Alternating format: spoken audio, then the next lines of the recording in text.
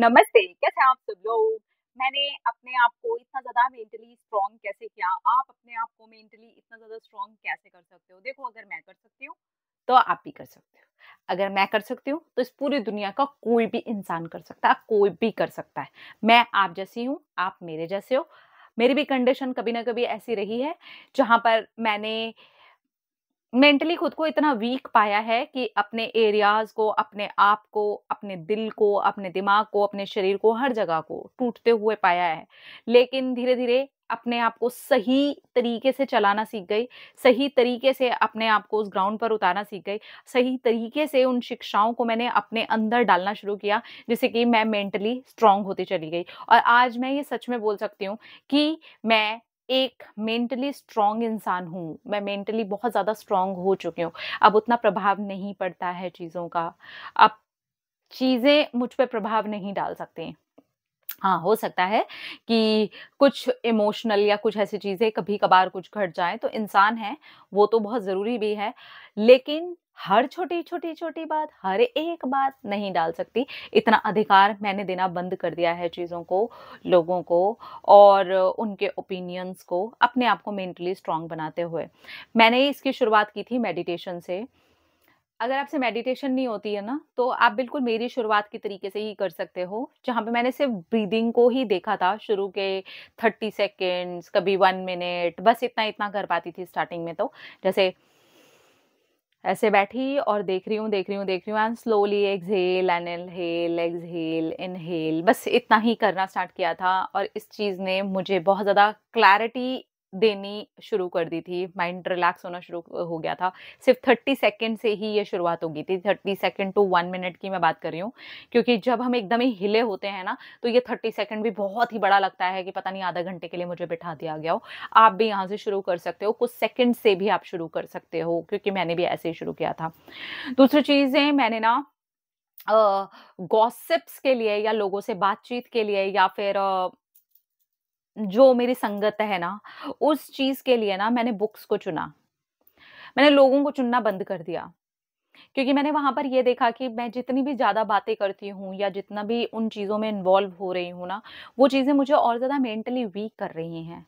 तो मुझे मेंटली कौन स्ट्रॉन्ग कर सकता है? किताबें ऑब्वियसली। तो मैंने किताबों की तरफ ध्यान अपना लगाना स्टार्ट किया और उस चीज़ ने मुझे सचमुच में एकदम सही तरीके से उन्हें मजबूती दी है। नॉलेज मुझा मुझे मिला वो अलग और ऊपर से वो जो पैटर्न्स थे लोगों से बात करना, इधर की बात करना, उधर की बात करना, उधर की कुछ बातें सुन लेना, इधर की कुछ बातें सुना देना, वो टूट गए। तो जो बातें हुई फिर वो क्वालिटी बातों तक आने लगी और मैं एक पॉज़िटिव और एक मेंटली हेल्दी इंसान धीरे-धीरे करके बनती गई। तो अगर आप भी किताब पढ़ने की स्टार्ट करना चाहते हो, बुक्स पढ़ना स्टार्ट करना चाहते हो, मेंटली स्ट्रॉन्ग इंसान बनना चाहते हो, तो स्टार्ट करो आधे पेज से। छोटे से पैराग्राफ से, मत एकदम से बुक के ऊपर जंप कर जाओ।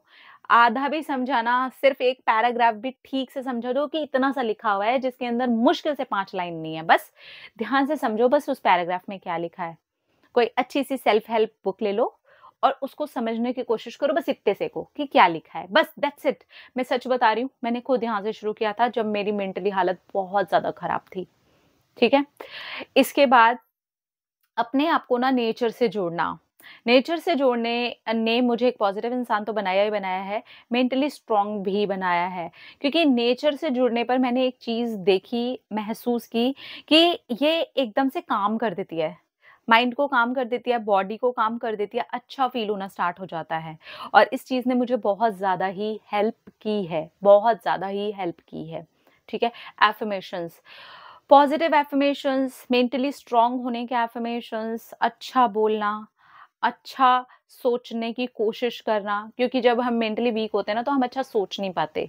तो यहाँ पर खुद की बनाई हुई एफ़र्मेशंस मेंटली स्ट्रॉन्ग करने में हेल्प करती हैं। लाइक मैं एक मेंटली स्ट्रॉन्ग इंसान हूँ।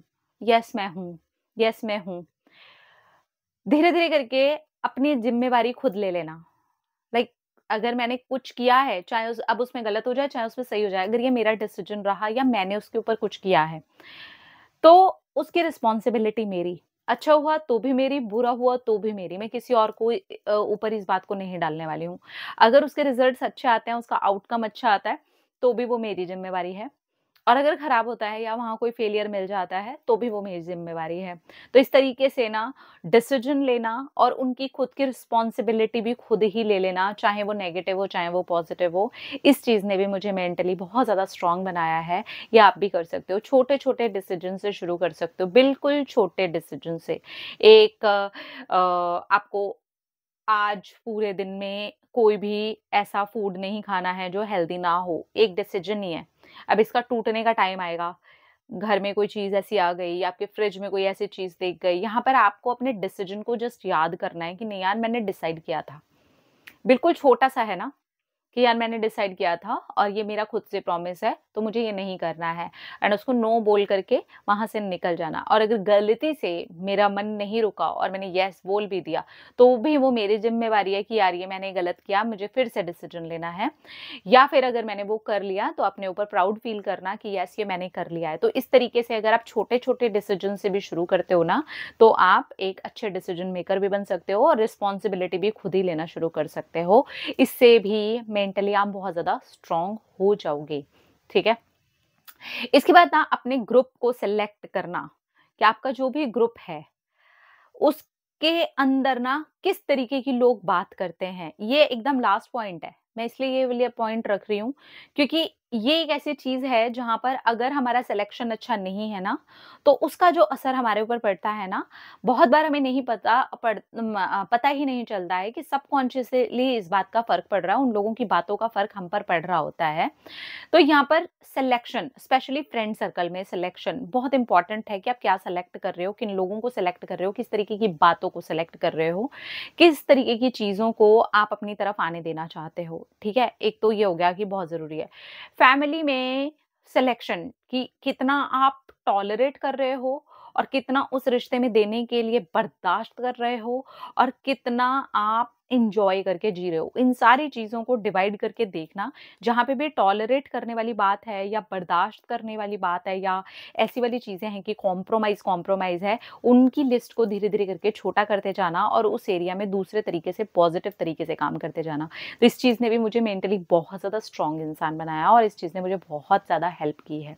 तो ये अगर छोटी-छोटी चीज़ों का आप ख़्याल रखते हो, तो आप मेंटली इतने ज़्यादा स्ट्रॉन्ग इंसान बन जाओगे, क्योंकि इन छोटी चीज़ों ने, ये बिल्कुल प्रैक्टिकल टिप्स हैं जो कि आप अपनी लाइफ़ में अपना सकते हो। आज से चाहो तो आज से शुरू कर सकते हो और कुछ मंथ के बाद ही आप देखोगे कि आप एक मेंटली स्ट्रॉन्ग बंदे बनते जा रहे हो, बंदी बनते जा रहे हो और इस चीज़ ने आपकी लाइफ़ में कितना ज़्यादा गहरा प्रभाव डाला है।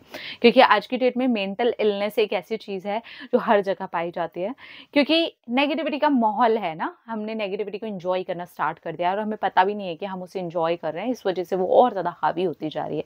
तो उसे धीरे-धीरे करके आप एन्जॉय करना बंद करते हो, तो आप मेंटली स्ट्रॉन्ग बन जाते हो और आप अपनी लाइफ़ के अंदर वो चीज़ें कर पाते हो जो आप चाहते हो और मेंटली स्ट्रॉन्ग होने से बहुत सारी चीज़ों का प्रभाव भी आपके ऊपर होना बंद हो जाता है और आप फ़र्म कर सकते हो, मतलब एक फ़र्म तरीके से ना सामने आ सकते हो और एक स्ट्रॉन्ग इंसान बन के दूसरों के सामने खड़े हो सकते हो और अपने जीवन को भी स्ट्रॉन्ग हो करके जी सकते हो। अपना-अपना रखिए ख़्याल, अपने आप से कीजिए ढेर सारा प्यार ताकि आप अट्रैक्ट करें ढेर सारा प्यार। Love you all.